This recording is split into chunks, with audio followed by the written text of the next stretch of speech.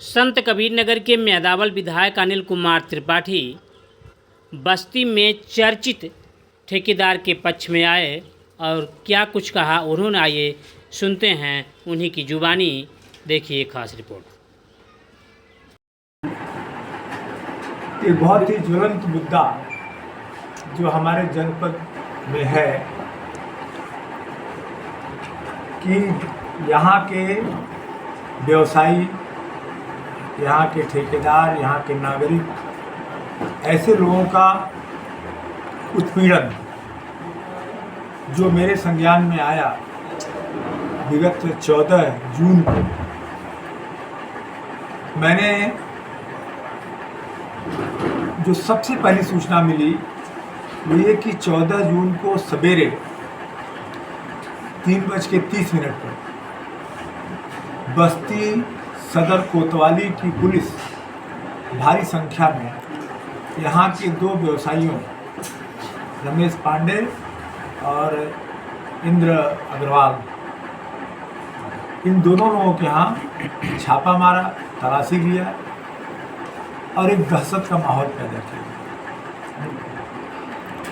जब इसकी जानकारी हुई तो मैंने इस विषय में संबंधित लोगों से पूछा तो उन्होंने बताया कि 13 तारीख की मिडनाइट में, मध्य रात्रि में,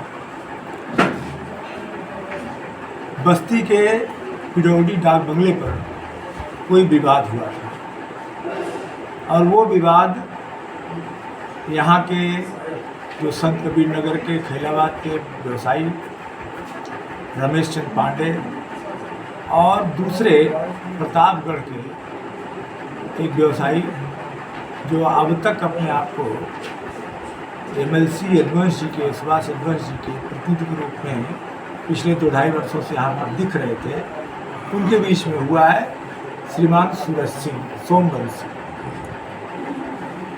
तो मैंने इसकी जानकारी लेने के लिए सूरज सिंह से भी बात किया और मैं चूँकि विषय वस्तु को जानने के लिए कि कल को कोई बात गलत तरीके से सोमवंशी का वार्ता टेप भी कर लिया था, मोबाइल से ही वार्ता टेप कर लिया था, जो जरूरत पड़ने पर मैं प्रस्तुत भी कर लिया।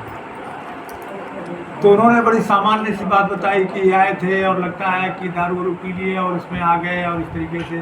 तो हमने कहा फिर इसमें इस तरह की घटना नहीं होनी चाहिए। हमने पूछा कि भाई आप वहाँ पर थे, आपने इनको बुलाया, फिर आप लोगों के बीच में विवाद क्यों हो? तो कई तरह के जवाब उन्होंने दिए। उन्होंने सारे आरोप रमेश चंद्र पांडे को लगाए। फिर सायंकाल को जो मुकदमा दर्ज कराया गया 14 तारीख को 9:23 सदर कोतवाली में, उस FIR, उस मुकदमे की तहरीर पढ़ने से ये स्पष्ट हो रहा था कि ये मुकदमा पूरी तरीके से फर्जी है, क्योंकि उसमें अपहरण और हत्या के प्रयास की धाराओं में दर्ज किया गया है और ये तहरीर दिया गया है कि इन्होंने गोली चलाई और गोली फंस गई, चली नहीं, मिस कर गई, फंस गई। तो अक्सर ये देखा जाता है जितने फर्जी मुकदमे होते हैं उसमें गोली चलती है परंतु वो फंस जाती है।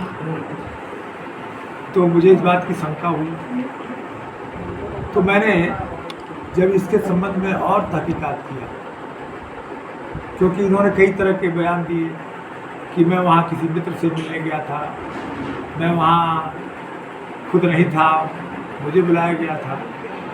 तो मैंने जब तहकीकात किया कि ये उस डाक बंगले में थे कैसे, तो डाक बंगले में MLC साहब का पत्र जो गया था, डाक बंगले को 11 तारीख से लेकर के 14 तारीख तक रिजर्व रखने के लिए, MLC सुभाष यदुवंश जी के पक्ष में रिजर्व रखने के लिए चिट्ठी दी थी, ड्यू लेटर दिया था। और फिर जो डाक बंगले का रजिस्टर जिसकी कापी मैंने सबको उपलब्ध कराई है, उसमें मैंने देखा कि सूरज सिंह ये स्वयं वहाँ पर अपने हाथों से लिखे हुए हैं और उसी 11 तारीख से लेकर 14 तारीख तक के वहाँ पर ठहरे हुए हैं। 13 की रात की घटना है, 14 तारीख का और 14 तक की बुकिंग थी।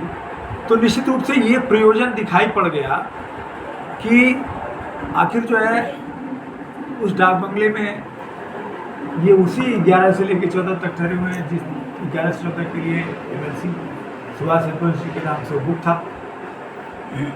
तो मुझे इसमें लगा कि कहीं न कहीं ये कोई बहुत बड़ा षड्यंत्र है।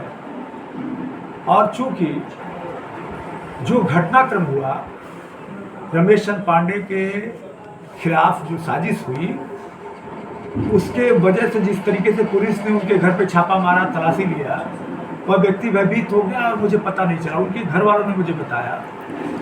तो मैंने इस विषय को जांच करने के लिए मुख्यमंत्री उत्तर प्रदेश पूज्य योगी जी महाराज के समक्ष विषय रखने के लिए मैंने प्रमुख सचिव मुख्यमंत्री, प्रमुख सचिव गृह और DIG बस्ती के नाम से पत्र लिखा। 3 पेज का पत्र है, वो भी आप सबके सामने है। और मैंने तथ्यों के साथ उसके जांच की मांग की कि सच्चाई सामने आनी चाहिए। मैंने सिर्फ सच्चाई को सामने, और ये मेरा फर्ज बनता है।